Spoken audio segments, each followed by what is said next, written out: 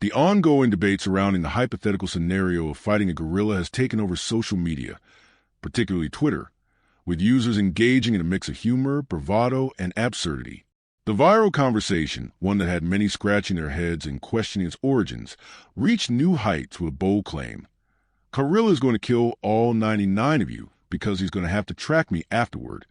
This dramatic statement caught the attention of countless Twitter users, prompting a series of responses and analyses that delve into the absurdity of such an idea. As the discussion unfolded, the concept of bravely confronting the mighty gorilla was floated, with one individual sarcastically noting, "I can be brave, but I'm trying to avoid stupidity." While some of the conversation carried a light-hearted tone, others attempted to dissect the improbable outcome, questioning the very premise of engaging with a creature of such immense power.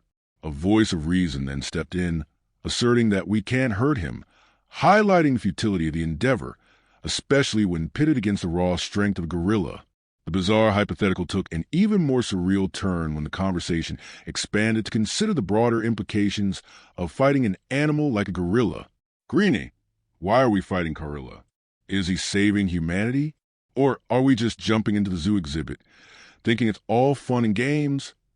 One user asked. The argument against engaging in such a confrontation was clear. Gorillas live by survival instincts, not human rules.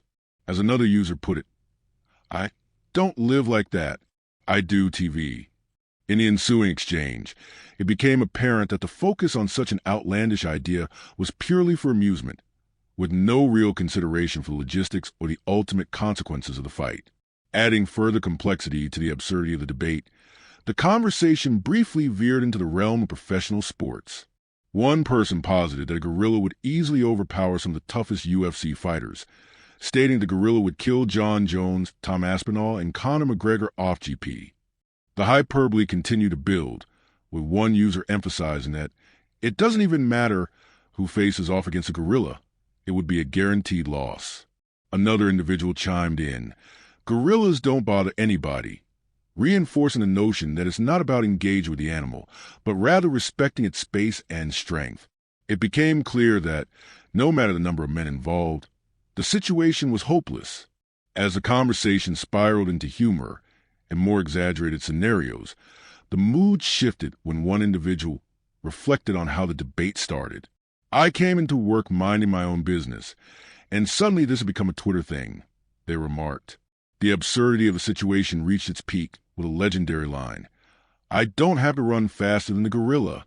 I just have to run faster than you," underscoring the survival instinct that would undoubtedly kick in when faced with a dangerous situation. Switching gears, the conversation turned to football as the hosts dived into a discussion of the Washington Commanders' win total for the upcoming season. Their current projected win total sits at 9.5, a figure that seems increasingly difficult to reach given the team's luck last season. The Commanders were 8-4 in one-score games, with 6 comeback victories in the fourth quarter, a feat that's difficult to replicate year after year. Their defense is middle of the pack, and they were the 5th healthiest team in the NFL last season. Historically, teams that avoid injuries one season often face regression in the following year. The discussion concluded with a prediction that the team might end up with fewer wins than projected. Meanwhile, the conversation about other teams in the NFL continued, with attention turning to the Houston Texans. The Texans had a massive offseason, with several notable acquisitions and improvements, particularly on the offensive line.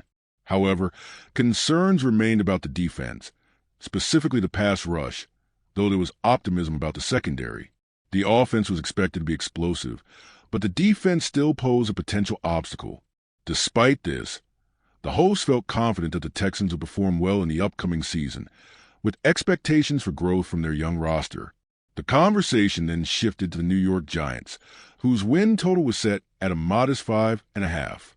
One analyst made a compelling case for a more prediction, arguing that while the Giants may not be a playoff team, they only needed to be semi-competent to surpass their win total. The addition of Russell Wilson, while not considered elite, was seen as an upgrade over the previous quarterback play. Additionally, the defense, which ranked 3rd in the NFL last season in sack rate, was bolstered by the acquisition of Abdul Carter. Regression indicators from the previous season suggested that the Giants were poised for improvement. The host was confident they could reach 6 wins, which would be a marked improvement from their previous campaign. The Pittsburgh Steelers' prospects for the upcoming season were also up for debate, with their win total set at 8.5. One analyst was skeptical, suggesting the team's success was contingent upon the performance of quarterback Aaron Rodgers. If Rodgers played at a high level, there was potential for the Steelers to compete. However, if Rodgers didn't play or was less effective, the Steelers would struggle to meet expectations. The lack of clarity surrounding Rodgers' future in Pittsburgh raised questions about the team's direction. The Steelers had a solid draft, but concerns remain about their quarterback situation, especially given the team's historical difficulty in developing a franchise quarterback post-Ben Roethlisberger. The analysis pointed out that while Mason Rudolph had a winning record as a starter, he wasn't viewed as a long-term solution capable of competing with elite quarterbacks in the league. The host also discussed the Steelers' decision to pass on key prospects, including Shadar Sanders, whose absence from the team's draft class raised eyebrows. The decision not to pursue Sanders was seen as a missed opportunity, especially in light of his impressive college career. The Steelers' draft strategy, particularly their reluctance to invest in quarterback development, was a point of contention. The discussion ended with the host suggesting that the Steelers should consider rebuilding rather than simply remaining competitive in a tough division. With games against formidable opponents like the Ravens, Bengals, Chargers, and Bills on the schedule, the Steelers' road to success appeared fraught with challenges. Without a clear answer at quarterback, it seemed that the team was setting itself up for another season of uncertainty.